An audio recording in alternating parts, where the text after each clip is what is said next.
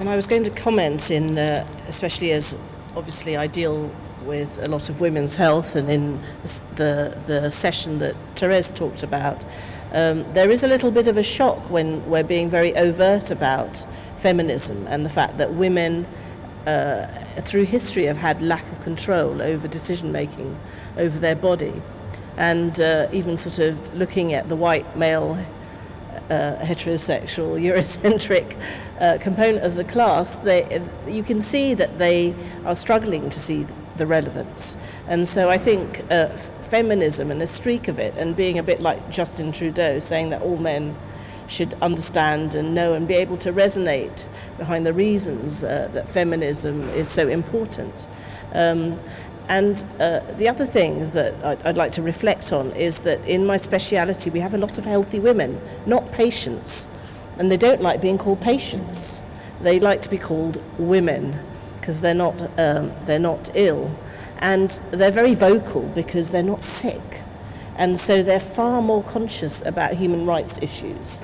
They're far more complaining, but in a good way, because they can, and they've got the energy to do that. And that's part of the thing with Montgomery and Lanarkshire versus Lanarkshire, which has this implication about rights over bodily integrity, what you do, no decision without me. And that's very important. And the other thing I'd just like to raise, it's a subtle point, but a very big point, in that, as Kath said, we come out of medical school, the public think we're very clever and very scientific. And you are.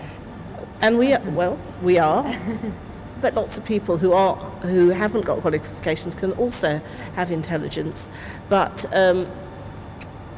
part of our understanding of us being very scientific can be somewhat hegemonic, because we feel that everything that we say or espouse is scientifically based. And certainly I've led a group of medical students that have looked at guidelines of various specialities and found out that actually, if you take a helicopter view, it's only the minority of recommendations that are highly scientific, based on highly scientific evidence. A lot is observational, but the vast majority is on experience. And that's when, in terms of power balances and relationships, you really need to really think on on shared decision making. And there is a point of view that they say that actually we can share information, but it's not shared decision making. The decision is the woman's, or the decision is the patient. And I'd just like to bring that point up.